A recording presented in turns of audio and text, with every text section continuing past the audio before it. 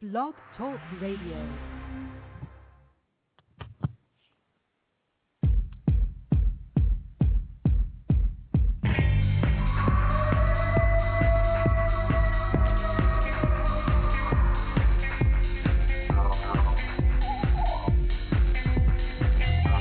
Welcome to Sasquatch Watch Radio with your hosts, Billy Willard and the Blog Squatcher. Strap in, hold on tight, get ready, because it is about to go down.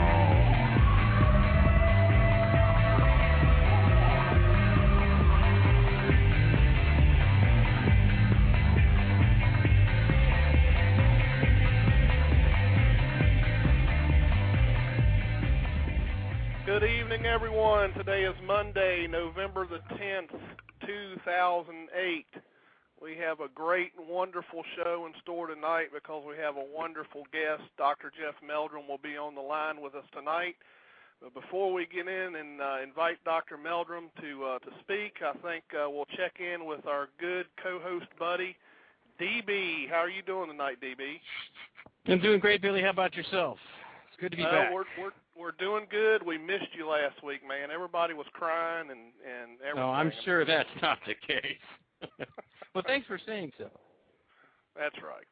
So what do you got for us tonight? Well, I think there were. I did have the one thing where I just say this very briefly. It may not be that exciting just yet, but some physicists have shown perhaps that ultrasound. This is what they say.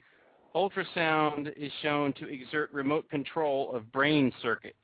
And I think you'd have to really, dig down into that to understand exactly what it is they're saying and whether it could have any kind of application to the kind of things that people will sometimes experience, the high strangeness stuff that people experience. And I know that I've looked into whether infrasound can account for any of that. And now this new research seems to show that maybe ultrasound could account for that. And the reason that it excites me a little bit is that I've learned through the little bit of research that I've done that you have to have an awful lot of energy pushing that infrasound to make it do anything to a human body. And I just don't think that a creature like, even an elephant can do it. Maybe it can, but it just seems like with the amount of decibels it has to push that it's not likely that Bigfoot is doing that. And so we'll keep an eye on the ultrasound angle. I'm really it's so early and new. I don't know whether it's going to turn out to be worth anything. But I just bring it up to highlight it. People can keep an eye on it and see where that goes. Well, there's the one thing. Keep that kind of keep an eye on that. So what else you got? Well, it isn't really something that I kept up with. It was what you told me on the phone earlier tonight. You told me that there was some kind of hullabaloo or controversy about the sale of that infamous, I don't think we're actually supposed to name it now because certain listeners get upset if we do, but you know what I'm talking about, right? A certain hairy body-like thing in a freezer. Yeah. Yes, so tell the listeners what you found out about that. Well, according to Lauren Coleman, that was a hoax as well. The sale of the suit was all a hoax as well. There wasn't any money exchanged. The $250,000 that was bid on it was it was a real bid. However, the buyer's not buying, so I guess eBay will pursue. Which means that they'll try to sue them, right? Yeah. Yeah, they will try to prosecute. Yeah. Very interesting. Interesting web we all weave, but that's right. This is the story that will not die. That's right. It will never die, I don't believe. So, without further ado, I'd like to invite Dr. Jeff Meldrum to the show. How are you doing, Dr. Meldrum?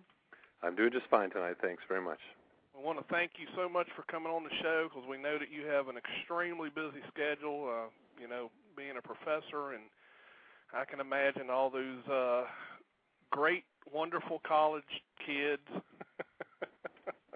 And my own horde of kids at home. I have 6 boys. Oh, my goodness. Gosh, Billy and I both have some boys, but we don't have 6. So you heard us both go, "Oh my goodness." You can relate then. Yeah. Yeah, partly.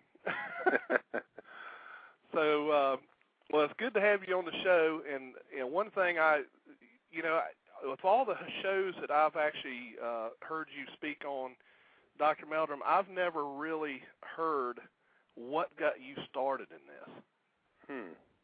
Well, it depends on how far you want to wind the clock back, I guess.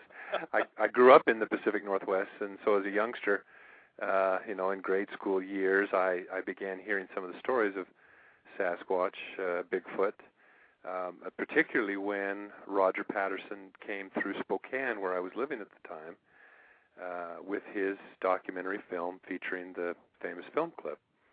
And that was in 1968 and at the Spokane Coliseum. And that piqued my interest, which was already highly attuned to all things, prehistoric and monstrous and relating to cavemen and early primitive humans and so forth. Right. So the idea of a large, hairy biped tromping through the forest, really captured my imagination and interest. And then the interesting twist of fate, I somehow landed the privilege of doing a report in 6th grade, I think it was, on Sasquatch, and but was bewildered as to where I was going to find any reference material. I was directed to our librarian, who it turned out was the niece of John Green. Wow. From BC, and I didn't realize it at the time, but she had some of her uncle's books and a newspaper clipping file with all kinds of stories that had been gleaned from the papers over the years, and that was a great start that got me interested and involved and enthralled with this topic, and that interest, as most interests of that age group, waxed and waned over the years and various iterations, and it wasn't until I was a professional anatomist and anthropologist and had returned back here to the state of Idaho, and was here at Idaho State University, when I had a chance to see some very fresh tracks and examine them up close, and this took place just outside of Walla Walla, Washington. And it was an amazing experience. I mean, I knew enough because my academic interests had taken me down the path of studying human locomotion, how we walk and move about on 2 legs in particular. And as a result of that, I had spent a lot of time examining both human foot anatomy and that of great apes, other primates. My doctoral dissertation was on terrestrial adaptations in the feet of African monkeys, and including also footprints and the earliest evidence of human bipedalism and so on. So I was in a position when confronted with these very, very fresh tracks. I mean, these were not open to question. They were either the real McCoy or they were a very, very clever hoax. These weren't misidentified bear tracks or potholes or washouts or any other thing like that. Right. So that really sort of set the hook. I was so taken aback by this very vivid example of this type of evidence that I determined that, although recognizing that Dr. Krantz had done a tremendous amount of work, pioneering work in this field, and had really forged into the area of the footprint evidence, I felt there was still more that could be done. And so I began to assemble as many examples of footprints and casts and photographs and so forth as I could. I now have over 200 examples of casts in the lab and dozens of photographs of various qualities of footprints. And from that has emerged some of the modeling of the Sasquatch foot that I've suggested, with a few differences from Dr. Krantz's previous conclusions, elaborations upon some of his findings, but some things that are a little bit different than his, based on a broader assessment of the evidence.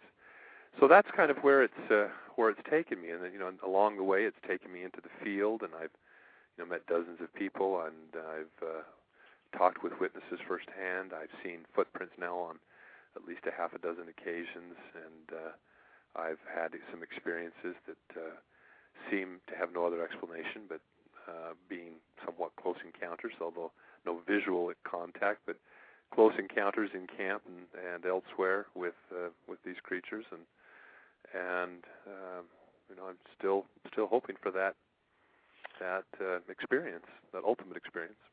I think we all are. Yeah, exactly. I know I am. Yeah. Well, that's interesting. DB, I've actually got a caller on the line, but I thought I saw a couple questions come across the chat too. You want me to hit this caller on the line first?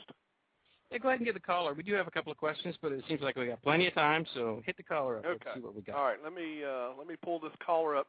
Caller from the 402 area code. You're on the air with Sasquatch Watch Radio. Hey, thanks for taking my call.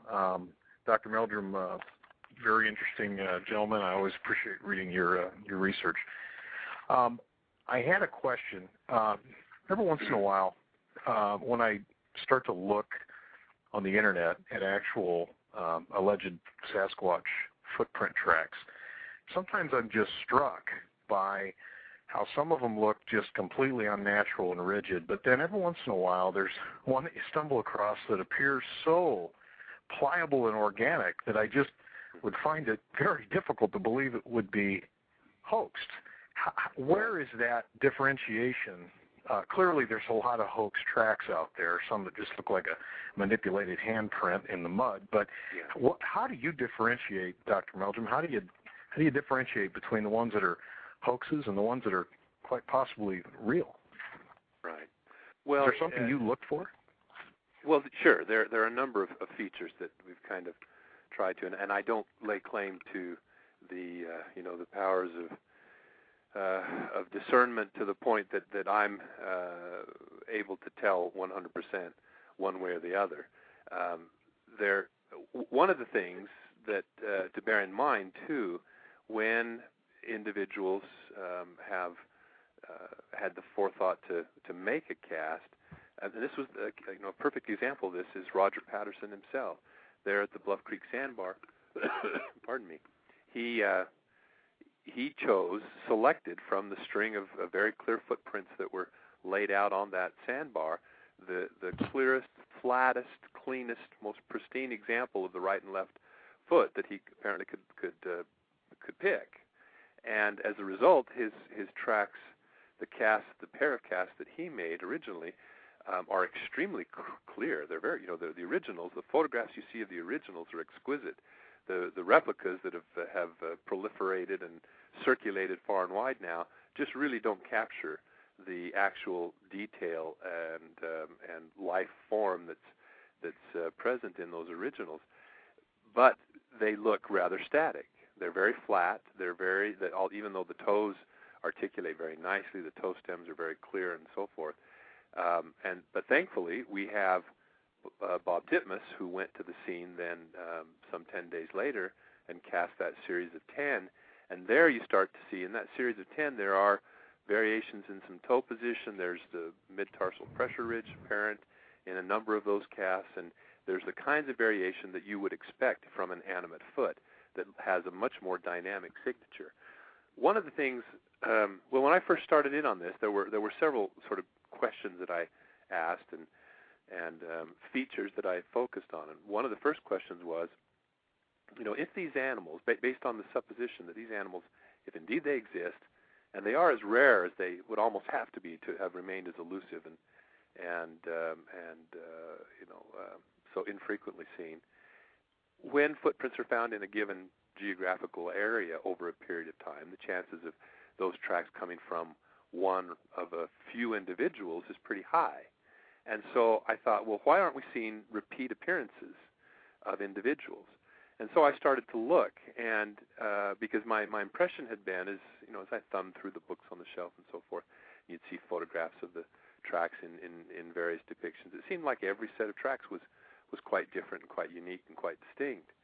But yet, when I did start digging and started looking at multiple examples, there were many examples of individuals that showed up in a given area time and time again, and some that had completely escaped people's notice. In southeastern Washington, for example, there was a really interesting set that was, and it was something of a controversial one because Renee DeHinden took considerable exception to it and denigrated and was very negative about it.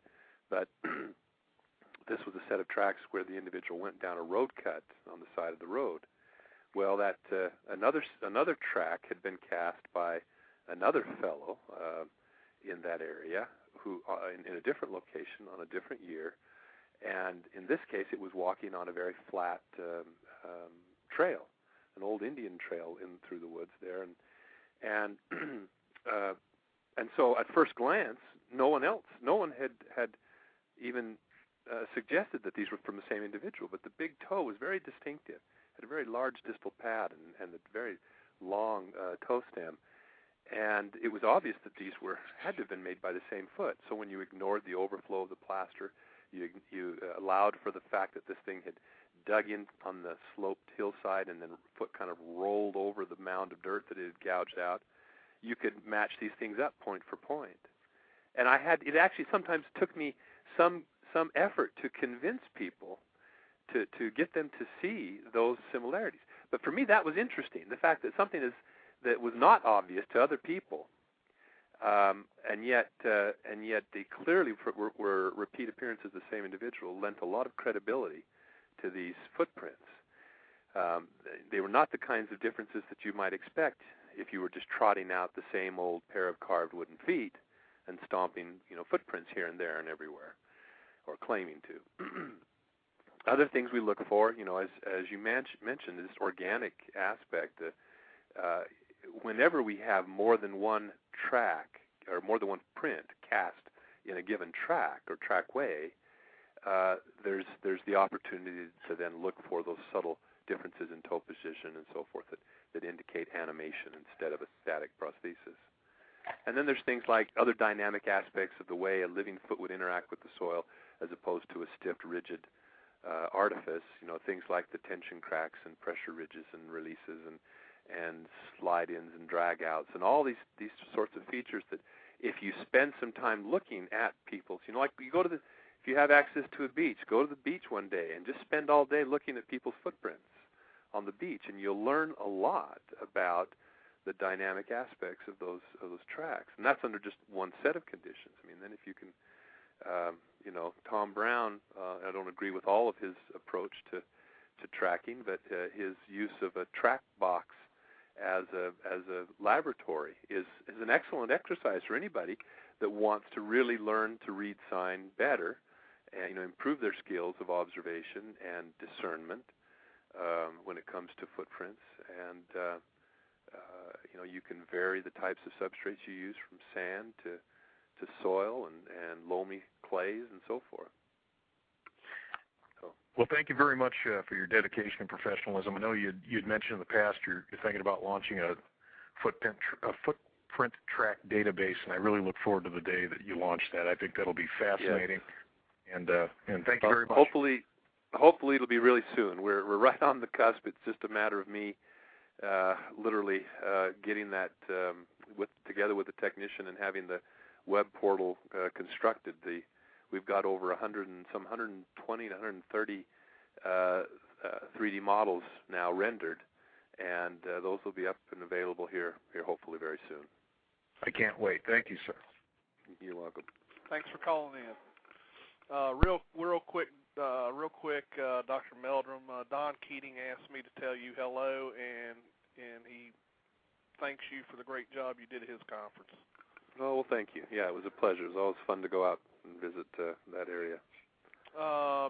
DB, I know you have some questions. Do you want to roll with those now, or do you want me to start taking the callers on hold? Well, let's get one question out of the way. It's a pair of questions from Debut David. First is, does Dr. Meldrum have any favorite movies or documentaries? And the second is, does he have a preferred method of casting footprints? Well, I guess that's the perfect segue for me to plug my book, I guess, then, isn't it? There you I'd go. have to say my favorite documentary is Sasquatch Legend Meets Science, and of course you have to have the companion volume to go with it, and which elaborates and expounds upon the many points that are raised and issues that are explored in that very interesting documentary. But they just keep getting better. I mean, as we were talking before the show, I don't have television, and so I don't keep up with all of the various cable airings and reruns.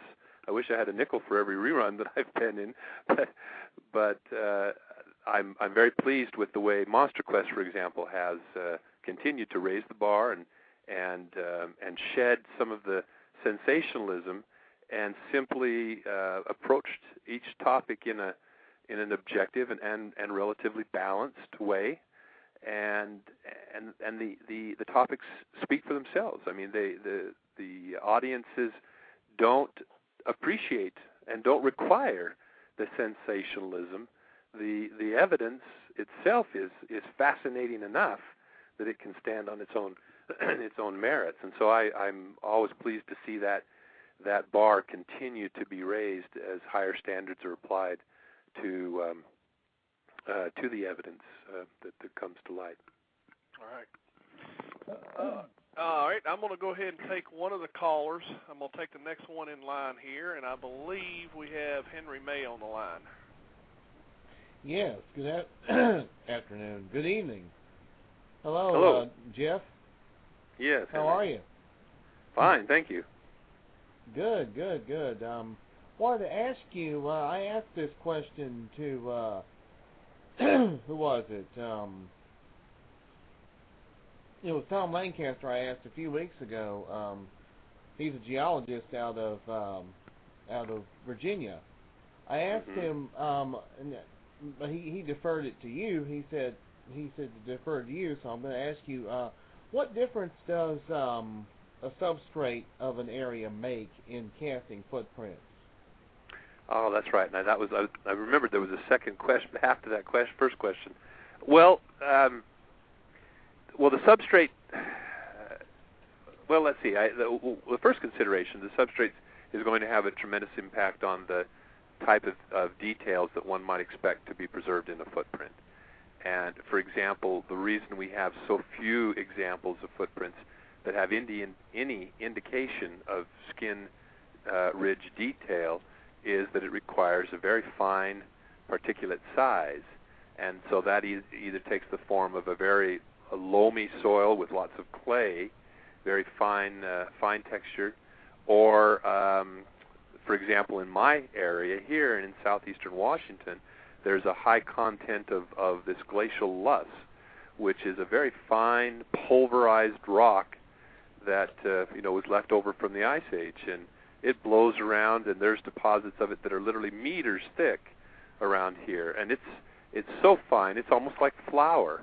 And when it's either very dry or very moist, you can take your thumb and press it into there and leave just a beautiful print with all the ridge detail, and that will then transfer to a footprint cast. I mean, the as far as technique goes, I can't really profess to have any expertise. I've discussed this with Rick and Noel, who works with these kind of materials on a professional basis, and he tells me about the various techniques and splatter coating and all sorts of things like that. I just basically, if the soil is loose, if it's fine and dry and needs a consolidant, something as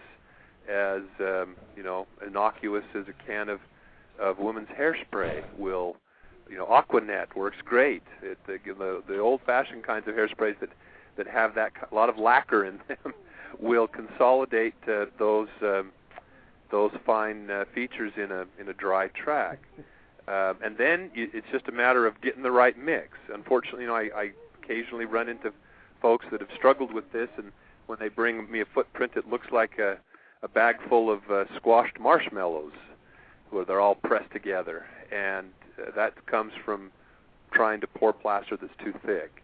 Basically, you just simply want to shoot for something that's about the thickness of pancake batter that will spread under its own weight, but not so liquidy that it's going to the fluid's going to soak into the soil or to disrupt the features with the pouring of the the plaster into the track.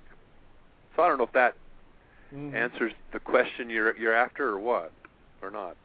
Yeah, that does answer it.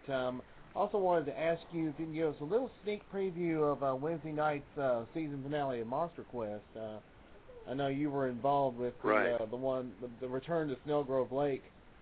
Absolutely. Well, again, it's a beautiful area, and I was still convalescing after my surgery, so it was a beautiful place to kind of relax and recover. They were nice enough to take me along with a little TLC, and I tried to pull my weight around the cabin, but things were unfortunately very quiet at Snellgrove Lake, and we couldn't really tell why. We saw very little wildlife, and then at one point, without giving too much away, there was a sighting that occurred at a location further south, which provided us with some interesting insights into some of the behaviors, perhaps, and the ecology of this animal, and provided a very ready explanation for why we were having no activity in our neck of the woods at that particular point. So we sort of cut bait and went to investigate this incident, and had a very good time interacting with some of the tribal members of the Ojibwa tribe down to the southwest of us, and there was an incident that occurred there that we took a closer look at. And so I think you'll find it was a really good opportunity to also demonstrate the interpretation of footprints and how some common wildlife footprints might be misinterpreted and misidentified as Sasquatch tracks. Yeah, and I wanted to make an announcement before I hang up. Tomorrow night, Daniel Perez mentioned this on his website. There's going to be a special on PBS Nova about the hobbits, the Homo floresiensis. That'll be at 8 o'clock Eastern. I think it's called Aliens from Earth or something like that. And that'll be airing tomorrow night, 8 p.m. Eastern on PBS, on Nova. All right. Thank you, Henry. Thanks a lot for giving us that. No problem. Thanks for calling. I enjoyed it. Thank you. All right. These folks have been holding very patiently. Let me get to the next one. Area code 979. You're on the air of Sasquatch Watch Radio. Hello, Billy. Hey, how you doing? All right. It's Smiter. Hey, Smiter. How you doing? Oh, if I was doing any better, I couldn't stand myself. Oh, I understand. I just had one question for Dr. Meldrum, and make it real brief. All right.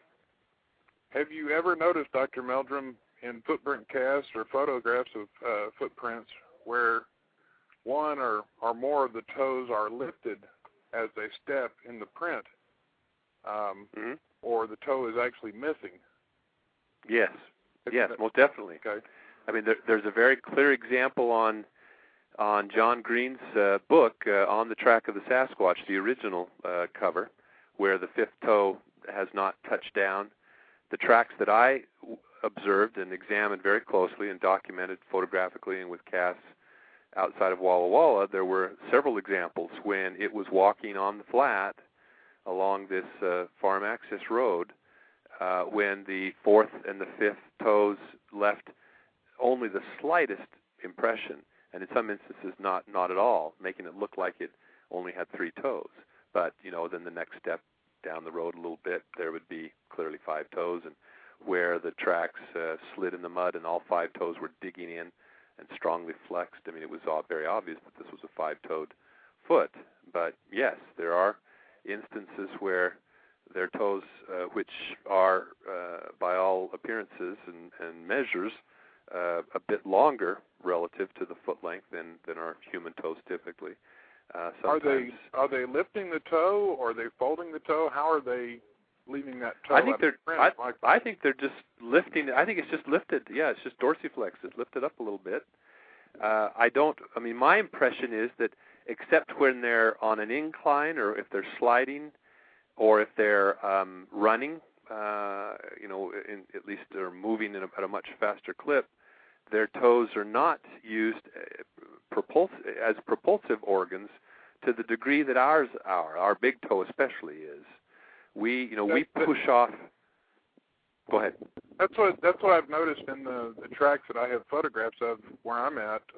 The big toe doesn't touch down. I've found tracks in sandy loam near a creek bed, and I have one unique print where the toe next to the big toe and the toe next to it are lifted for one track. Interesting. And then all 5 toes are down again. But predominantly, what I see is the big toe being lifted. I don't know if you've seen predominantly which toe is lifted where you're at, but predominantly in the photographs I have, it's always the big toe that's lifted. Interesting. Well, I haven't. There's only a few examples that immediately come to mind where this lifting of the toe, the outer toes, has taken place that I've witnessed. So I don't have a large sample to say that it's typically one way or the other. But yeah, I'd be very interested to see some pictures if you could, if you wouldn't mind emailing them to me or whatever we could arrange. Be interested to take a look. I can email them to Billy Willard. I've got his email address, and okay. These weren't very large prints. I want to say they were 11 to 12 inches long. But I do have a photograph of a 21-inch footprint. We measured it, left the tape measure out next to it. It's 21 inches long. Yeah. From big toe isolated to or in series, or were there multiple? 20? Where I'm at, the ground is called black gumbo because it's so high in clay content that you can drive a four-wheeler across it with a large human and it doesn't leave tire tracks. Right. So we got this footprint, and it was just one. It happened to be in an area that was holding a little bit of water. Yeah. So we measured it, and we left the tape measure out next to it, and it was 21 inches long. That's exceptional. We've got a really big fella in the woods around here somewhere. And you're calling from? Texas. Texas, okay. Yeah. Interesting, yeah. All right. Well, Thomas, thanks so much for calling in. Thank you, Billy, and thank you, Dr. Meldrum. Yep, thank if you email those Pleasure. to me, I'll forward them on. Great. Let's see. Next caller in line, area code 716. I believe that may be Jordan. Is this Jordan? Yes, it is, Billy. Hey, Jordan, how you doing? You got a question for Dr. Meldrum? Yes, I do. Hi, Jeff. My name is Jordan. I'm 15 years old. I live in Buffalo, New York. And I'm not sure if you heard it on the internet, but I'm making a cryptozoology web show series. I'm actually going out in the field, interviewing eyewitnesses, looking at the latest evidence, and speaking to the researchers. Well, great. And I was recently in Whitehall, New York, investigating the reports around Whitehall with Paul Bartholomew and such. And also, I'm making an episode on the Pacific Northwest Bigfoot, like on the 1958 Bluff Creek tracks and the Patterson-Gimlin film and Spookcast. And I was wondering maybe sometime I can call you if you're not that busy, which I'm sure you are, but, if we can talk a little bit. Certainly. I can always squeeze some time out. You bet. Okay. I'll email you. My email address is cryptidhunt@gmail.com. Okay. I'll tell you what, Jordan, if you want to email me, I'll just forward it on. I'll just forward it right to Dr. Meldrum. All right. Thank you, Billy. All right. I know you've got my email address. That'd probably just make it easier instead of you may not be in a position to copy it down. So if you want to just email me that, I'll forward it right on to him. All right. Thank you, Billy. And thank you, Dr. Meldrum. Thank you. My pleasure. Thanks for calling. Bye-bye. Bye. All right, DB, I've still got full lines. You want me to keep going here? Keep rolling them. Keep rolling them. All It's good. Okay. Caller from the 352 area code. You're on the air of Sasquatch Watch Radio. Yeah. Hey, Billy. It's Dan from Florida, a.k.a. the Swamp Rat. I got a whole list of questions for Dr. Meldrum, but I'm going to save them for offline with him. Good evening, Dr. Meldrum. I think we've exchanged a couple emails. Okay. Good evening. You said at one time earlier in the year, y'all were looking at Florida at one point. I've had some correspondence with an individual, a conservation officer down in Florida that and he's been sharing some of the things that they've been finding. But I have not had the chance to get down there like I'd hoped I would. But things seem to sneak up and get you from the blind side every once in a while, and that's been this past year's been that for me. So, I'm a full-time researcher down here. Don't mean to pat myself on the back, but there ain't nobody spends more time in the field than I do. And this year we had a couple sticks thrown into our camp, and I had a slight sighting. Off this stick, I had a 5-inch hair where it broke the stick, a limb off a tree, and threw it at our dog. I was wondering if I could send you the hair, possibly. Certainly. What I can do is take a look at it, a preliminary look at it. Usually I forward hair samples on to Dr. Henner Fehrenbach, and he's still willing to entertain those specimens. He's got quite a collection now of hairs that are attributed to Sasquatch, and it makes a good comparative basis. But I've got a growing comparative sample of my own that we can compare it to, and just take a look at what its basic features are, and go from there. You bet. Yes, I'm interested in. About 3-4 weeks ago, I was on this show, and at one time I thought I found baby Sasquatch prints here in Florida. They're only about 6 inches long. But what really struck me, this was probably about 5 years ago, was they were C-shaped almost, like a boomerang shape. They weren't straight, they were just C-shaped. Have you ever run across any young Sasquatch prints that would resemble that? I do have a few in the collection that originated from the Blue Mountains outside of Walla Walla, Washington, that were cast by Wes Summerlin and Paul Freeman separately. And but no, they don't have a. I mean, they simply look like a.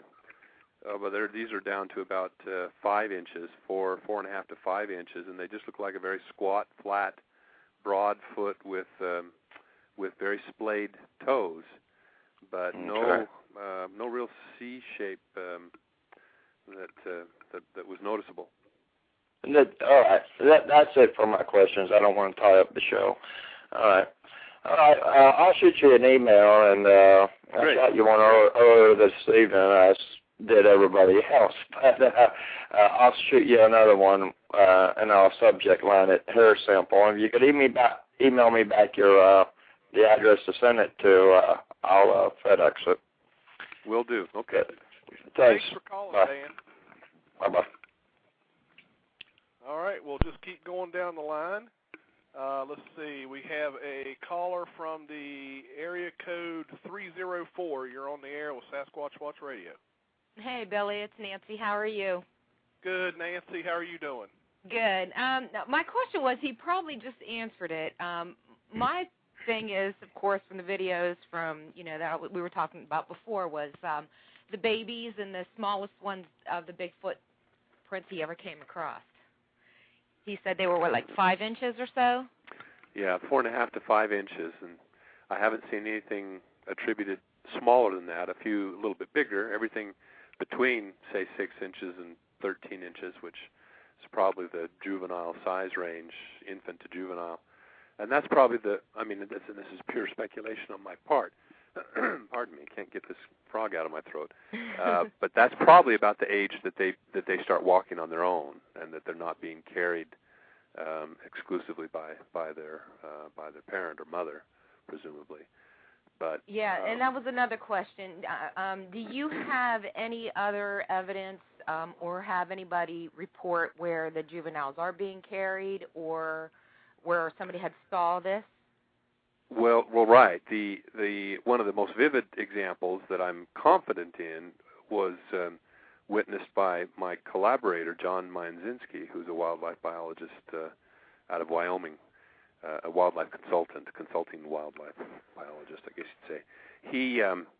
He witnessed a line of tracks that appeared to be a female with an infant in tow, and noted that periodically the infant's tracks were not visible, and then they would reappear further down the trail beside the mother's tracks, only to veer off to explore a anthill or a rotten stump or something like that, and then would reconverge on the mother's and disappear again. Presumably she was, carrying him then once again. And so that type of occurrence has been reported by credible witnesses. Absolutely. Okay, because there is a researcher that has been in contact with Billy, and actually he's going out tomorrow again. But he has videos on YouTube, and there is one video that it's amazing. And if I'm sure you have a capability of slowing it down. I don't on my computer. I don't, I just have my basic where I can zoom in and stuff. But it's where the baby's there in the tree and it runs down and the mother grabs it. And I don't know of any other things that are bipedal, but and the mother's snatching it, grabbing it, hiding it, and it's in the video. You can see it. And we were just wondering, and I told Ed that I would, if I got to talk to you, I would ask you and see if you have any other reports on that. But it's just amazing, and we just never seen any other proof out there or anything where we've seen the parents carrying the babies. Right. Well, yeah, it's not something that many have seemed to observe. I mean, another interesting case that you might be aware of is the and it's not without its controversy, but that's the Memorial Day footage that also appeared on the Sasquatch Legend Meets Science documentary. And what was not emphasized on the documentary, but which was first brought to my attention when I was first shown the film, and it was actually at Rick Knoll's residence, where he had enhanced and blown this image up and done reverse images and slow motion and all sorts of things that we watched on his big flat screen TV. And it was just amazing because you could see that there was something on this figure's back as it was running down the hill at that brisk speed. And that something on the back slid down, and part of it was dangling. And at which point the obvious female with gyrating pendulous breasts swung one of her arms back and clutched it to her back as she disappeared behind the little raised topography there, the little rise in the hill between you and it. And then when she emerges on the other side, her arm is up near her head, and it drops down as she's walking towards the tree line, which is only about 10 yards off, and suddenly she gets 5 inches taller, according to the forensic measurements. I remember. What was that on? Because I remember seeing that. I don't know if it was I watched it again on YouTube or if it was on the documentary. What was the title of it? It was on the documentary was Sasquatch Legend Meets Science. It was on the Discovery Channel. Okay. And it's featured there. And then when you get the DVD, you can slow it down and blow it up and so forth. But the problem was, in my opinion, the producer, while well-intentioned, took the wrong tack. He felt that if he could show that it was bigger and faster than a human, that would enhance its credibility. But it turned out it was quite short. It was just a little over 5.5 feet tall, 5'3", thereabouts, 5'5", and they brought in a world-class sprinter, and he easily outpaced it, even though it was rather precarious going on the hillside. But what didn't get played up were the other features, the obvious breasts, this thing on its back that was a slightly different shade of color, and the fact that it climbed up on top of the shoulders and was peering over its mother's head as she was walking into the trees. Yeah. I mean, it was as clear as could be. So it was interesting, yeah. Okay, I have another question also. I know there's a lot of people, but hair follicles. Now, a lot of people keep sending in the hair.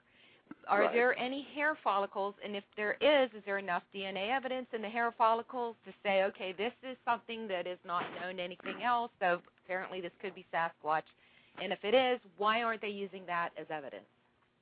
Well, presumably there would be, but what happens is, and people don't realize this, often don't realize this, but your hair follicle goes through quiescent periods, and when the hair that typically is shed or that comes out easily is a hair whose root is in that in that sort of dormant stage. So the hair you find in your brush or in the bottom of the shower, that's hair that's just falling out, and if you were to examine the follicles, there wouldn't be any actively dividing cells there, and so very little DNA present.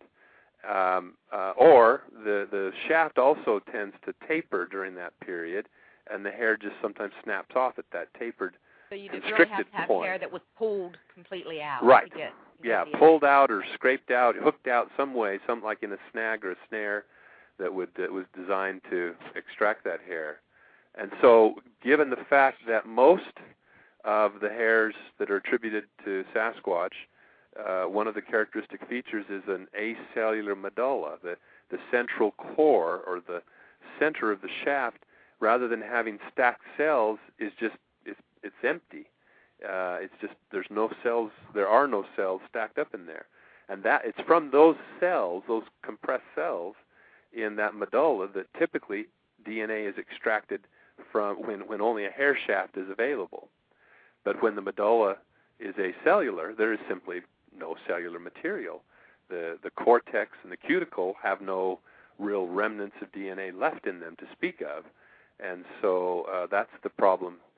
That's the problem we're facing. So that's the hope is that if we do get a good tissue sample of hair with a skin tag or a drop of blood or whatever, that we can get a definitive DNA sequence. Now the question is, and this is a question that rages on in the internet blogs and so forth, is how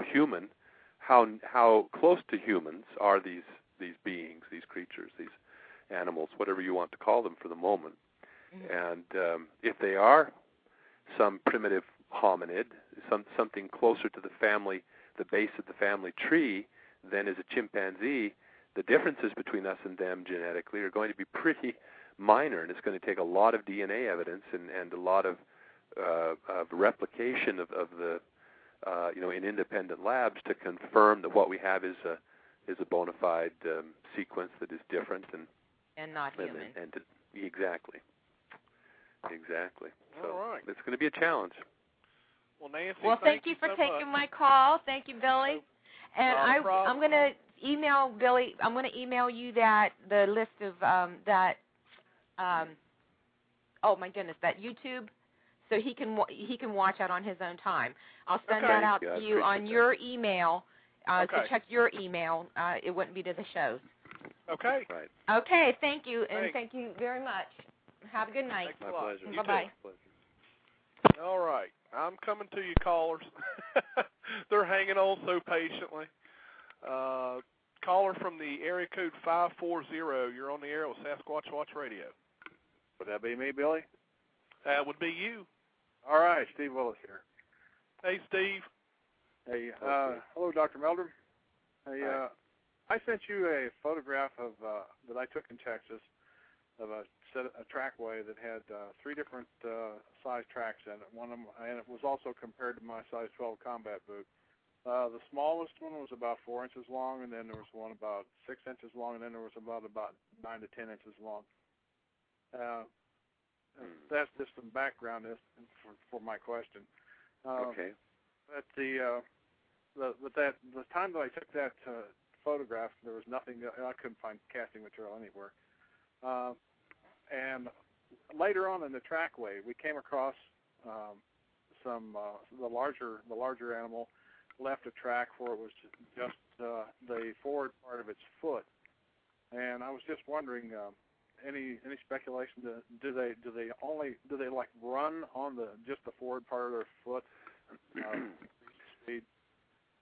Well, I've seen examples which, given the context of the trackway itself, with the relative increase in step length, would suggest that they are running or at least loping, and sometimes in that instance they have what I call a half track, where it's not just the fore part of the foot, but it's from about midfoot forward.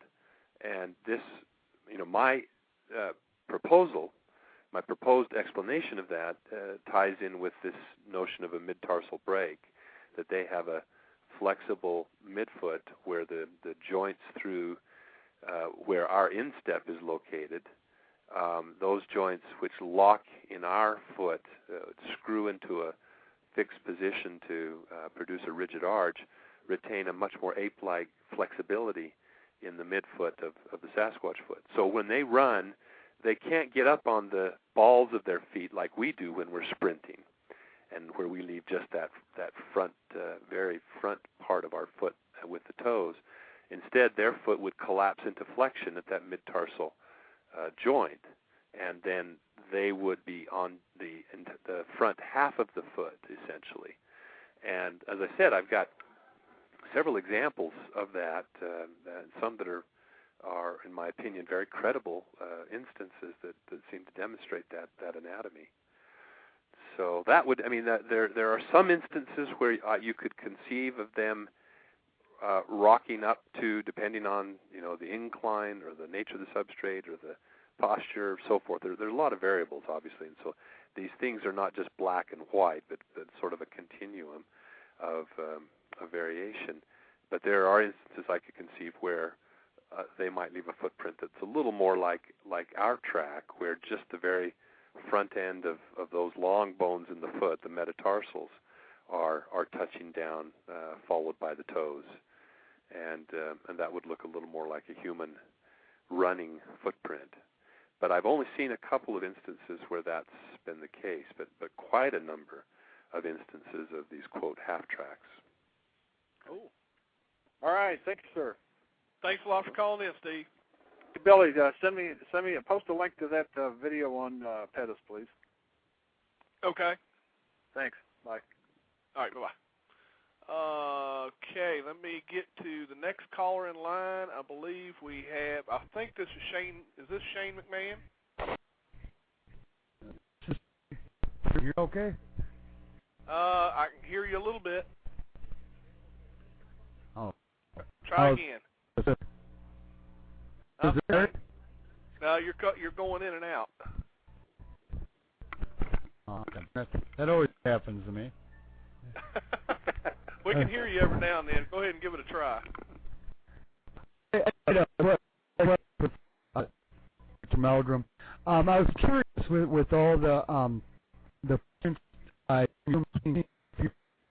you come across any from different areas that similarities that maybe that could be from things? We can't make you out, Shane. I was trying really hard, but I couldn't get that.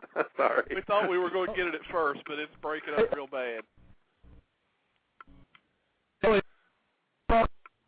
If you're in the chat room, Shane, try typing it in there. We can't hear you. You're breaking up real bad. Sorry about that, Shane. I don't know why he's breaking up so bad. Let me get area code 865. You're on the air of Sasquatch Watch Radio. Hey, Billy. This is Ron out in East Tennessee. Hey, Ron. How are you doing? Outstanding. You're on Great the line show. with Dr. Jeff Meldrum. How you doing, Dr. Meldrum? Very fine, thanks. I've always your book is outstanding, and I've always appreciated your work. I've hunted that Winnehaha Wilderness out there in the Blue Mountains where you got your first set of tracks there. And the whole reason I called is I actually got to meet Paul Freeman by accident, and right about the time the Skookum cast was taken, he was taking a lot of flack on the internet for being a hoaxer and this sort of thing. And he seemed pretty genuine to me, and I just kind of felt like he was treated unfairly, and I wanted to know what your perception of that was. Right. Well, he wasn't without some how can I put this? He wasn't an angel. Let's put it that way. But I think he was. I think he was, for the most part, sincere, and he was quite capable. And he one of his one of the testimonials that was most positive in support of his abilities came from my close collaborator, John Mindzinski, who spent an entire day with him in the field And John went to great lengths to quiz him about his understanding of the habitat of the native plants and the native uses, indigenous uses of plants and so forth. And John who is a professional, ethnobotanist, was immensely impressed. He knew his stuff, and he was not just putting on a sham. So he knew his way around the woods, and I think that some of the tracks which he showed me, the ones that I described that pulled me into this subject initially, were shown to me by Paul Freeman. And as I went and began explaining details of anatomy that were very obvious to my eye, it was clear that he didn't understand the underlying anatomy, but he knew the tracks. I mean, he could understand how that related to what he could see on the surface, basically. I don't think he had the knowledge to fabricate the types of tracks that I was seeing.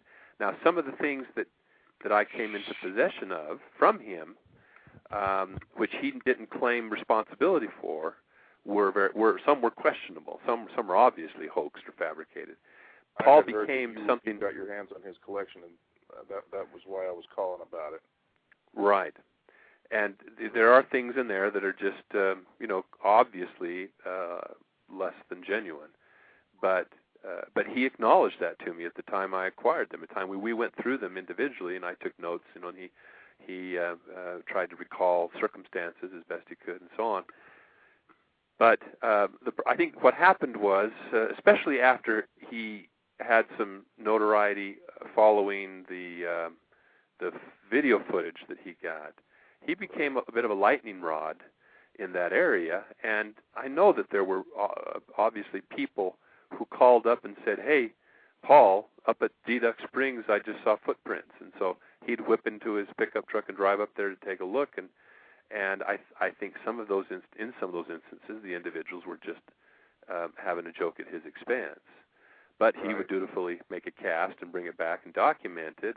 But he'd point to some of these and he'd say, I don't know what to make of this. He said, so-and-so told me there were tracks, and I went and cast them, and I don't think they're real, but here they are. He had there was one instance for sure that I can never say for sure, where I'm fairly confident that he indulged in a little embellishment. He had cast a handprint that was in and of itself was quite impressive and was associated with a pair of tracks that I have a great deal of confidence in. I mean, they're very vivid examples of the anatomy that we've been discussing here tonight. But in pouring this handprint, his mix was a little thick, and so it didn't run down into the fingertips. Instead, it caught air bubbles because the fingertips were pointed straight down into the soil. And he was obviously a bit frustrated by that when he showed me the original, but then he showed these other ones. Well, they were clearly iterations of the original that he had sculpted the fingertips in as he imagined that they would have looked. But he didn't acknowledge that he had done the sculpting. But it was quite obvious because of the type of detail. The fingernails were evident and so forth that you just would not expect in that kind of an imprint.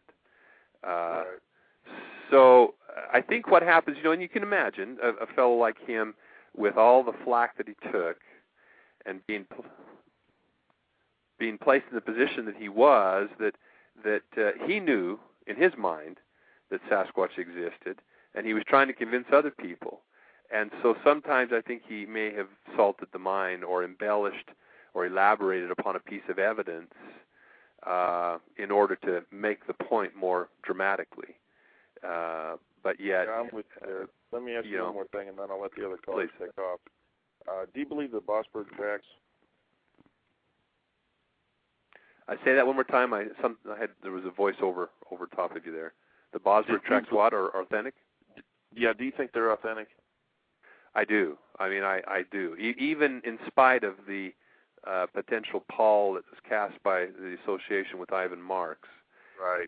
The anatomy, I've discussed these with podiatrists, with orthopedic surgeons, and the anatomy is just too consistent with other independent examples of the foot proportions and placement of joints and toe proportions, etc.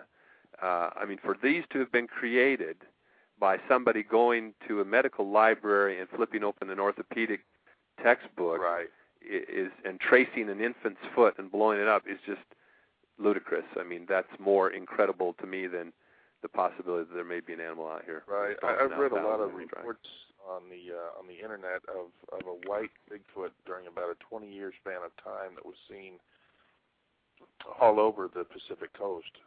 And I don't know if it was the same animal or not. If it was, it would have had to have crossed the Columbia River, which would be quite a feet. Yeah, but it's doable. There are places that you could swim across pretty easily. Right. Yeah. Right. Well, hey, it was Billy, great show. Oh, thanks for calling in, Ron. You bet. Take care. Thanks a lot. Thanks. Dr. Meldrum, you don't mind going over a little bit, do you? I don't. That's fine. Okay. All right. Because I think Shane McMahon's calling back in, and now he's on a landline, so we should be able to hear him. Is that Shane? Yeah, I'm here. Can you hear me all right? I hear you fine now. Yeah. Sorry about that. I tried calling in through my computer to save me a little minute time, but didn't work out quite well. But Dr. Meldrum, I was curious. I'm assuming you've seen a lot of casts from various states or areas. I was wondering if you've ever come across where you've had similarities from different areas, and I don't mean so much just like a few miles apart or what have you, but from great distance apart that had some similarities that kind of drew your attention, that possibly it was one singular animal, if you will, that was making them same casts. Right. Well, the only times that has occurred, they were situations of obvious hoaxing, where someone, for example, Al Hodgson had a cast that was made on Bluff Creek in 1963, and it's one that he had exhibited in his hardware store there in Willow Creek, and after so many requests by customers and tourists about the cast and about how they could get a copy of it, he made a mold and knocked off a number of duplicates, and over the years he probably sold about 100 copies, he tells me. Well, this is one example where copies of those have been used to make footprint casts everywhere from from Washington State to Ohio, and in those instances it's quite obvious that they're duplicates because of very distinguishing features that cast exhibits. So, but otherwise, no, I have not. I mean, there have been examples that are similar only in the vein, that two people would have a somewhat similar foot outline, but there's enough distinguishing characteristics that you would not presume that these were the same individuals traversing. Yeah, so the only instances we have of repeat appearances of tracks, they're usually within about 36 miles of each other, 36 to 40 miles. I mean, we had one analysis that was conducted, and the researcher was convinced that their home range had a radius of about 18 miles. Now, whether they ever move beyond that, I don't know. I mean, they could be coming back and forth to core areas, but we don't know. Well, I mean, at this point, it's largely speculation. Yeah. Well, see, I've been pondering a lot as far as the range and how much area they cover. I'm in Wisconsin, and I know we've got it goes from during the summer and spring to the opposite end of the scale of extreme as far as our winters go.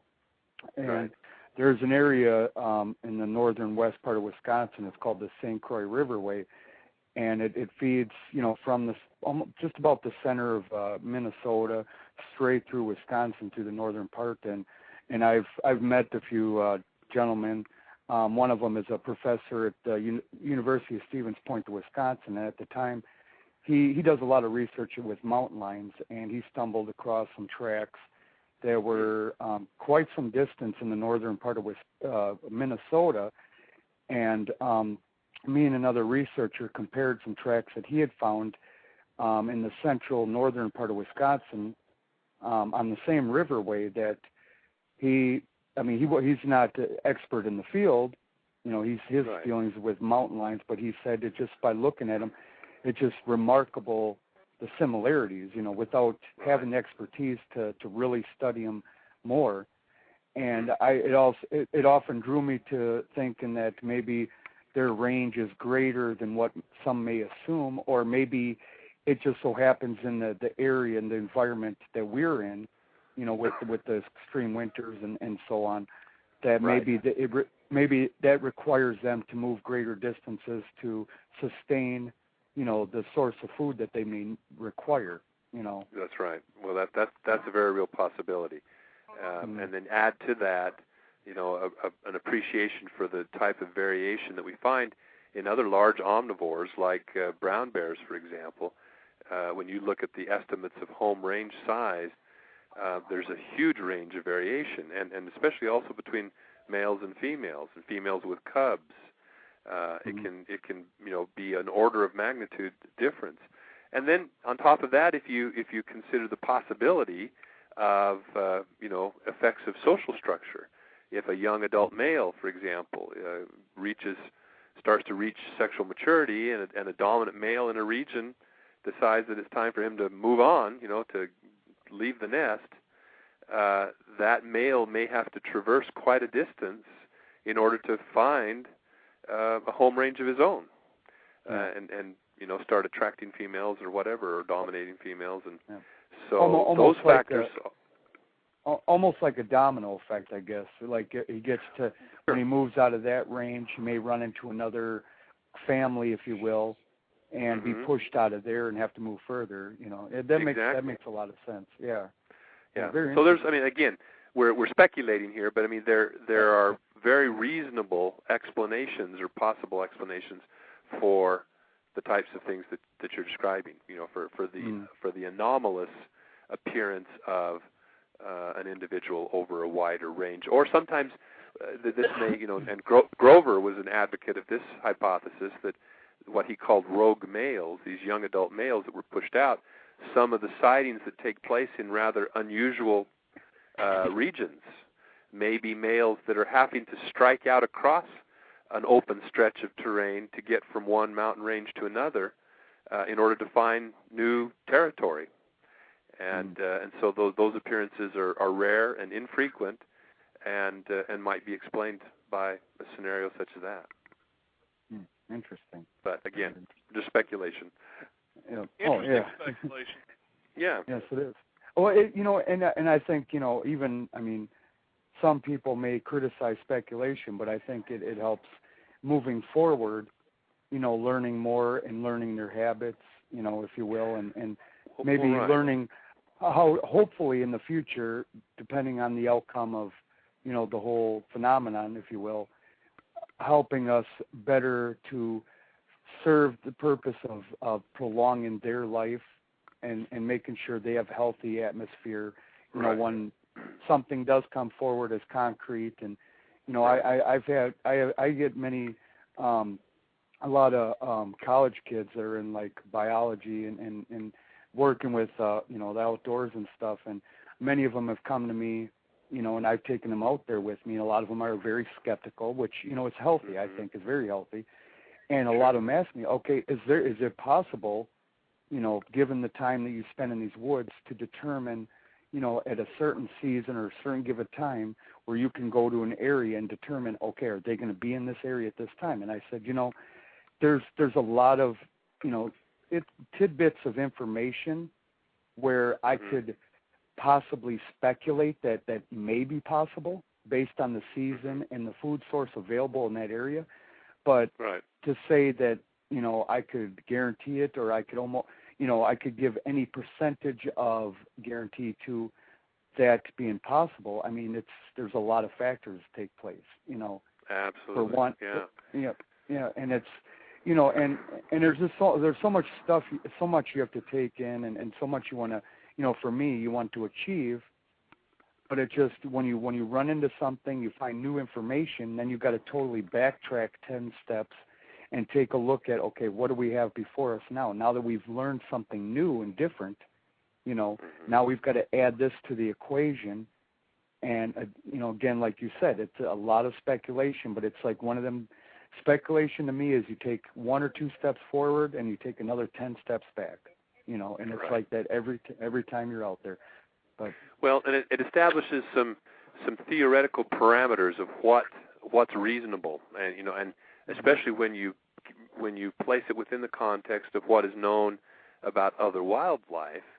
I mean, it's just like there were a lot of aspects of reported Sasquatch behavior, like stick throwing or drumming on trees or other behaviors which at first glance, or even eating fish, for example, if this is a large ape, never has been reported for known great apes in the literature that I'm aware of. But then as the research continues in field studies of great apes, those behaviors are suddenly recognized and documented. And now what was a rather unusual and peculiar reported behavior for a Sasquatch fits right in with the profile of great apes that's now accepted. And so I think when you discuss things in that way, it's reasonable. And then like you said, I appreciate the way your approach to you add new data and you refine your hypothesis and you try to accommodate the new information and to gain a better overall picture and understanding of what's transpiring. And I think we're slowly getting to that point, but then hopefully it will eventually yield a fruit. Well, I've always been a firm believer, and I say this often, that I don't think humanity in itself is really ready for the truth. And I don't know, some people may say, well, God plays a part in that, what have you. But I really, truly don't think humanity is really ready for the truth. I mean, you just look at a lot of the information out there and a lot of, the speculation and such. And for me, doing it as long as I have, I mean, it's still overwhelming. Just if you are just speculating or guessing, but just to sit back and look at everything that's before you and what you've collected and put together, it just like, you want to sit back and say, oh my God, what are we dealing with here? I mean, there's times when I'd see certain behaviors or certain signs that to me, as a single person, just myself, there's almost a resemblance to chimpanzees, but without the aggression. Right. And it's almost, in some ways it's almost kind of scary, because if you imagine, some will say 600-800 pound, ape, I mean, you imagine a big chimpanzee like that in a family setting. I mean, it's a lot to have to take in. It is. Oh yeah. Yeah, and to have it right under our nose, figuratively. Yeah. Exactly. Yeah. Exactly. Well, I'm going to get off here because I don't want to take up too much of your evening. But I really enjoyed talking to you, and I'd like to say I really look up to you. I'm a big fan of yours. I know that's probably not the best word to use, but I couldn't think of a better one. But I really enjoyed it. I appreciate that. Yeah. But I really do enjoy it, and I really appreciate your position and how you work with this and everything, and I hope to learn more from you and keep up the great work, and have a wonderful night. Great, thanks very much. Okay, DB, we will let you get to your probably list of questions. Well, Dr. Meldrum, do you have any time left? I do. Sure, I can stick with you. You bet. All right. There were some chat room questions that we weren't able to get to because we had so many callers, and they had a lot of interesting questions. So I'm glad they got through. But here's a couple that are interesting too. Reverend Strone asks a couple. His first is, other than Giganto, are there any other examples of bipedalism in hominoids other than Australopithecines and genus Homo?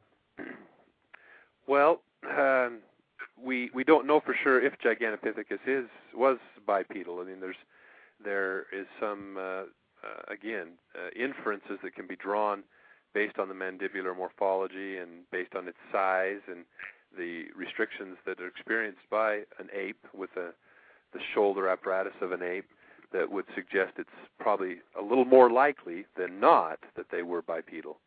But there were also other apes. I mean, if the Pleistocene is on par with the rest of the fossil record, you know, we only know of probably about 8 to 12, 10, 15%, something like that, of the apes that were alive at that time. So there could be a number more. I mean, there was a paper that was published by one of my colleagues, Jeff Schwartz, that described a new species from Southeast Asia, and almost as a footnote, threw in some isolated teeth that indicated probably as many as 5 other species of ape that have yet to be named, but there wasn't enough material, in his opinion, to warrant erecting a new taxonomic species, a taxonomic designation for these isolated specimens. So, I mean, there's still more discoveries to be made. As far as bipedalism in hominids, there's some interesting, and as opposed to the quadrupedalism of the extant great apes, there is some interesting hypotheses that are being put forward that the chimpanzees and gorillas, the knuckle walking of the African apes, is probably as derived in its way as is the arboreal adaptations of the orangutan in Southeast Asia, and that the earliest last common ancestors of the respective chimpanzee and hominid lineage probably had an anatomy that was much more like the hominids, with bipedalism being the norm instead of the distinguishing characteristic of the hominid lineage exclusively. So, you know, it's really hard to say. For me, there's no serious difficulty in accommodating the proposition that another large terrestrial ape may have evolved bipedalism in parallel to and convergent to the hominid radiation, one in Africa, and the former, the Gigantopithecus lineages, in Asia, possibly under very similar environmental conditions of shrinking forests, repeatedly shrinking and expanding forests during that Pleistocene period. Yeah, I'd leave it there. There you go. All right. Yep. What else you got? Well, I've got 2 questions about casting. One is from the same fellow, Reverend Strone. He wants to know, he's asking for advice here. When casting a track, is it safe to assume it is better to over-pour than to miss the edge of an impression? Right, absolutely. In fact, I usually recommend to people, encourage people, if they can, if they have sufficient material, the means to get it out. I mean, it's one thing when you're on a roadside or in a yard or field or whatever that's close by, to haul material in and out. But if you can use some sort of a retaining device, there are, aluminum frames that are available commercially from law enforcement supply distribution outfits, or just using something as simple as taking a Clorox bottle jug and an empty one and cut down the plastic into strips that are about an inch and a half wide, and then with a handful of paper clips, just clip those together and create a little retaining wall all the way around the footprint and allow the plaster to flow over onto the surface of the soil. Then you have a much better record of the true depth of the imprint. You'll capture other features like extrusion ridges or drag-ins and slide-outs and so on. Those types of features that would otherwise potentially be missed. So absolutely, that would be the way to do it. Interesting. Yes, that's a lot of good information that people will want to keep. Yeah. We had another. This is very specific, and I don't even recognize this. The question from Crypto Seeker: what's the best way to cast in sugar sand? I don't know what sugar sand is. Well, I would assume it's just a very fine quartz sand that has the texture of sugar. If it's wet, I mean, if it's dry, it's likely not going to be holding an imprint with any detail whatsoever, it will have slumped back in, rolled in on itself, and you'll just have a sort of a vague indentation, which in itself it can be of some interest in denoting the passage of a large animal. And if you have a series of tracks, say across a sandbar or a dune, you might be able to say something about the gait pattern. But as far as casting individual footprints, that wouldn't be really great. But if it's wet, it's going to hold its shape pretty well, and casting it's not going to be much of a problem. You're going to have some adherence of the sand to the surface of the track. A lot of that can be brushed away gently after the track is cured a bit. So it's difficult to get a true contact surface is what I'm getting at, because you'll have a little veneer of sand embedded in the plaster. One way to reduce that somewhat is, again, to resort to a consolidant like a hairspray, for example, and put just a couple layers of that in the track. Mist it on, let one dry, mist on a second, third, repeatedly, let it dry in between, and you'll build up a little bit of a barrier between then your pour and the sand, and then the sand will be more likely to detach from the surface of the track, and you'll have a better, cleaner record of the actual contact surface itself. Right. Okay, we have a couple more short ones. Kite Squatch says, do you have a guess at the population number for Sasquatch in North America? Yeah, that's a favorite question, and it's a difficult one to answer. And let me just kind of give you a very short thumbnail of how I would approach that type of a question, and that is, if you look at an area where there's been a lot of documentation, for example, if you look at the Bluff Creek area in Northern California in the late 50s and 60s and so forth, and that couple of decades thereafter, there appears to have been, and this is one of those examples of repeat appearances of individuals, the original Jerry Crew footprint, that was cast in 1958 and that created all the hullabaloo, was seen repeatedly in that area over the next 15 years. Patterson himself cast a very good, clear example of that individual in 1964, and they were also cast in Hyam Palm in 1962, I think it was, by Bob Titmus. But the point is, there appeared to be one large male. The individual was leaving the 16/17-inch footprints, and then there were at least a couple of what we assume were females. One of them was Patty, whose 14.5 to 15-inch footprints were seen actually repeatedly, in my opinion, in that area, and she was clearly a female, as evidenced from the film. And one of the times her tracks, or someone whose tracks looked remarkably like hers, was seen. It was in the company of an 11-inch and a 13-inch foot individuals, two individuals. Mm-hmm. So, what starts to take shape is this impression of what's called a noyu, a social system which in apes consists of an alpha male, a dominant male, who defends a territory that encompasses those of a number of females with their offspring. The majority of Sasquatch sightings and the majority of footprints are of single individuals. So these animals, at least when they're out and about foraging, are doing so in a rather solitary fashion. They may have consort groups that hang out together, nest together or whatever at night, but we just don't know, obviously. But there's some evidence to suggest that if you can place credibility on, for example, Albert Ostman's account, or there are other instances where there are multiple individuals seen together that may be male and female pairs, consort pairs. So where was I going with that? Oh, so if you take that look at that, it looks like the dominant male may have a home range that's 1,000 square miles.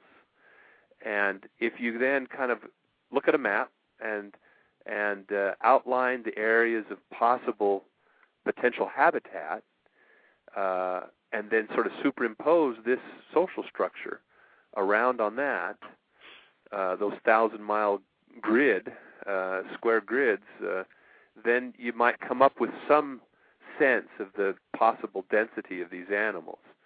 And so doing that, and I have never actually sat down and done that methodically, but just visualizing that kind of approach, my feeling is, given the elusiveness and the rarity of reliable substantive reports, not wood knocks, not inexplicable screams or bumps in the night, but where there's footprints or where there's a visual sighting or where there's hair, things that have substance. I would say that we're talking about something between 500 and 750 individuals is all.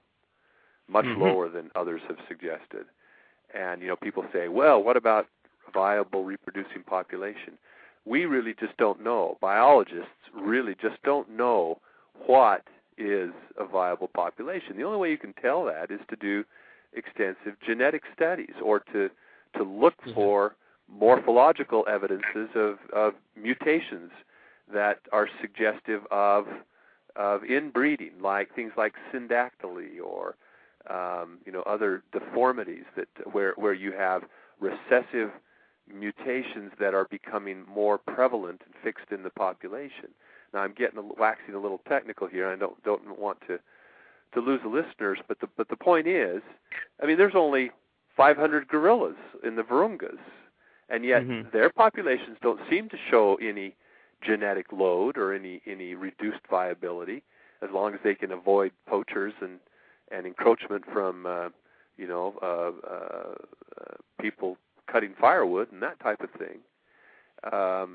So in an animal that reproduces as infrequently as these probably would, if we go from a grade 8 model, the turnover rate and the reproductive rate is such that they probably tolerate very low numbers to maintain their population. Still speculation, but again, it's biologically founded speculation of what's reasonable and what's not.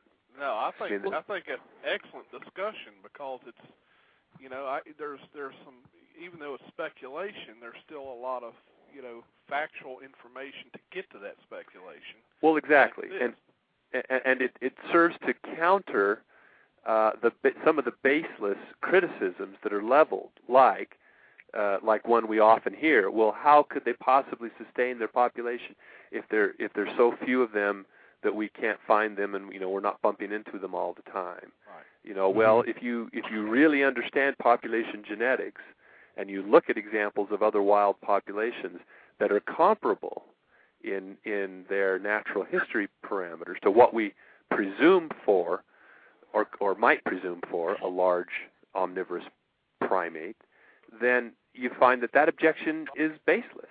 It just has no foundation in fact or reality. So those kind of objections, if you have informed parameters of what is reasonable, what isn't, you can just simply brush off and dismiss these vacuous criticisms that the armchair skeptics level that have no basis. Yeah. Right. Well, those are some awesome answers to the last questions. This next one, I don't know how you'll answer it, but it's the last one, so you've got that going for you. It's not JC's question. This is from Lone Wolf Man. It is, who would you like to work with now? And I don't know if he knows something I don't, and so that's something you know what he's talking about. But he asks, who would you like to work with now? You mean as far as doing field work and so forth, or what? I'm not sure if I understand the question. Yeah, that would be my guess, and I'm just guessing because all I've got is what I just said. Well, as I've mentioned a couple times, I have a collaborator, a compadre in the field that is top drawer as far as I'm concerned. I couldn't ask for a better one, and we're trying to kind of keep most of our work for the time being under the radar, so to speak, and just go about our business. I'm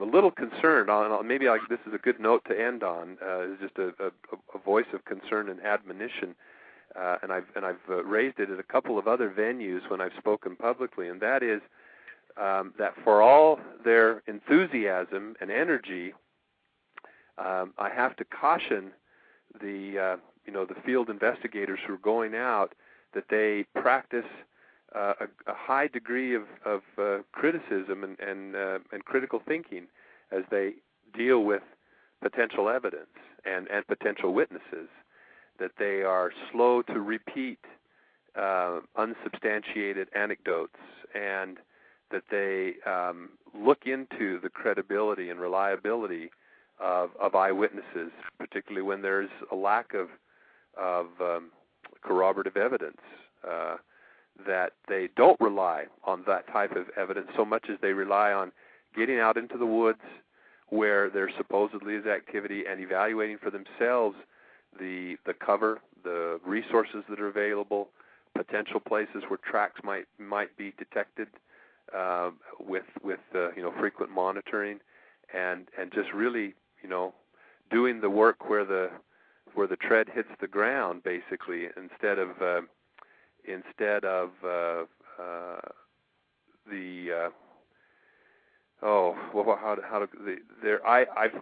I'm afraid that there's a lot of people who are seeing opportunities to exploit, and I probably get accused of this myself for writing a book and for talking about the book. For me, the book is not a money-making proposition. It's a tool, an educational tool, and it has been used to great effect, opening many, many doors for us with government agencies, with park rangers, with other academics, and so on. And that's the gratification that I receive from that, not any notoriety or any fanfare or any of that. I mean, my objective is trying to get the scientific community to take this subject seriously enough that the evidence that is at hand gets proper treatment and proper vetting, and that ultimately we get some more substantial resources directed to this question so that we can afford to have people in the field full-time who are qualified, who are experienced biologists and anthropologists and so on. But there's just an awful lot of proliferation of commercialism, and this Georgia debacle, I think, is simply an outgrowth of that, of the public fascination, of the exploitation of the public's fascination with this subject. So that'd be my hope, is that we as we turn what I think is another corner, and I think I can say that because despite the travesty that Georgia incident was, the other side of the coin that some people aren't always aware of is that for every bit of publicity that those yokels got, and including Tom Biscardi, my work and efforts to present a serious side to this got almost as much exposure. It was stopped short of me being on or my book or my work being featured on Fox News. But I tell you, I entertained dozens and dozens of interviews, both nationally and internationally. And without exception, the reporters saw past the ridiculousness of the allegations and claims by these gentlemen from Georgia and the hype from Tom Biscardi. And once they had satisfied the demands of that story for their assignment, they would turn around and say, well, Dr. Meldrum, tell us about your research. Why are you taking this subject and this question, this investigation seriously? And it was a great opportunity. And I had a number of very credible people come forward. One that comes to mind was an individual who was a professional geologist here in a western state, who shared an experience that she had just a few weeks prior. Anyway, to make a long story short, in saying that, I think we have turned another corner where the media is even being more discriminating. And while, sure, they see that it's an interesting public interest story, a fun public interest story, they do acknowledge that there is a serious side to it. And sure, I get guffaws and ridicule from some quarters of the academic circles, but but I also get a lot of nods of affirmation and encouragement to persevere and stick with it. So as I was saying, as we round that corner, I hope that everyone really tries to be as objective and as critical and as discriminating in their collection of data and squelching of silliness that stems from those who don't take this subject seriously. Yeah, I think that whole debacle was actually a very good lesson learned for a lot of people as far as what to do and what not to do. Yeah. It was definitely a learning experience for a lot of people, and I think it really I also called it a weeding process. I mean, it really weeded out a lot of people. And unfortunately, it had an effect, I think, as far as the Bigfoot field is concerned. But at the same time, I think it was it can be turned around for a positive too. Well, right. I mean, again, not to if this can be taken in the proper vein, in the week and a half following that event, the sales of my book off of Amazon.com, and that's the only gauge I have until I get an annual report from the publisher. But the sales spiked, and the ranking of Sasquatch Legend Meets Science jumped, dramatically. And what that simply tells me is that people were hungry for, were looking for some credible information. In contrast to the silly story that they were getting out of Georgia. But because there is such a public interest, and that's why Fox grabbed the story and ran with it, because they knew people would watch. Even if it was obviously and transparently, blatantly hoaxed, they knew people would watch because they're fascinated and they're interested in this subject, because it is such a thrilling possibility. It's an amazing mystery, and yet there's substance to that mystery. And so that was the positive. It showed, and who was it? I think Daniel Perez mentioned this in one of his newsletters, that just below the surface there's a much greater depth of interest by the public and by the professional community, I think, than is let on generally. Yeah. I gauged it by my website hits. I know the week or two following that whole mess, my website hits went from averaging from about 30 a day to somewhere in the neighborhood of about 200 to 300 a day. Wow. Yeah. So and I think DB can say the same about his blog. He's got a blog called The Blog Squatcher. No, I wish you hadn't told him that. Now that he just gave that speech, come on, man.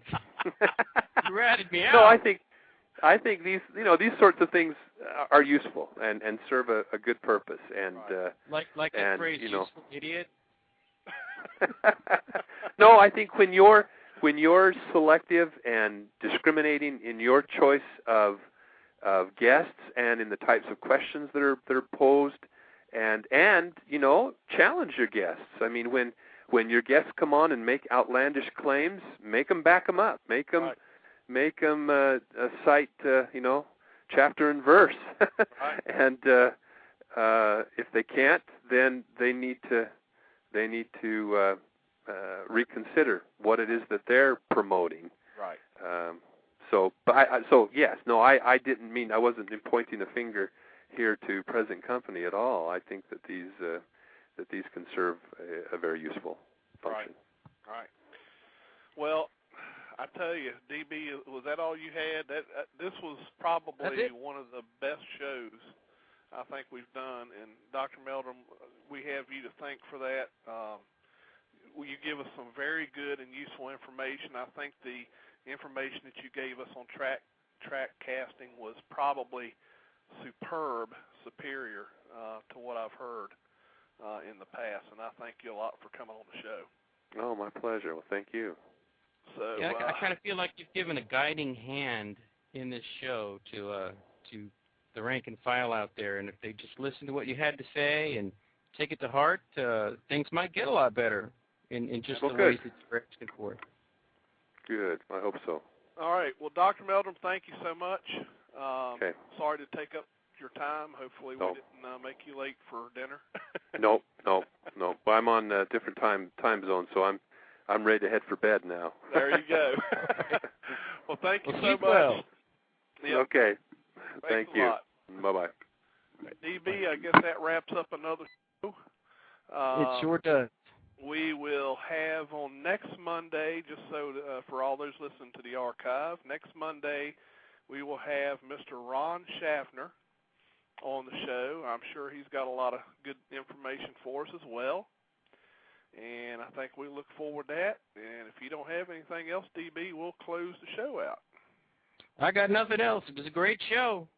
All right. Well, good night, everyone, and we'll see you next Monday. Thanks for listening to another edition of Sasquatch Watch Radio, and we hope to see you next Monday as we bring Ron Schaffner on the show. Good night, everyone.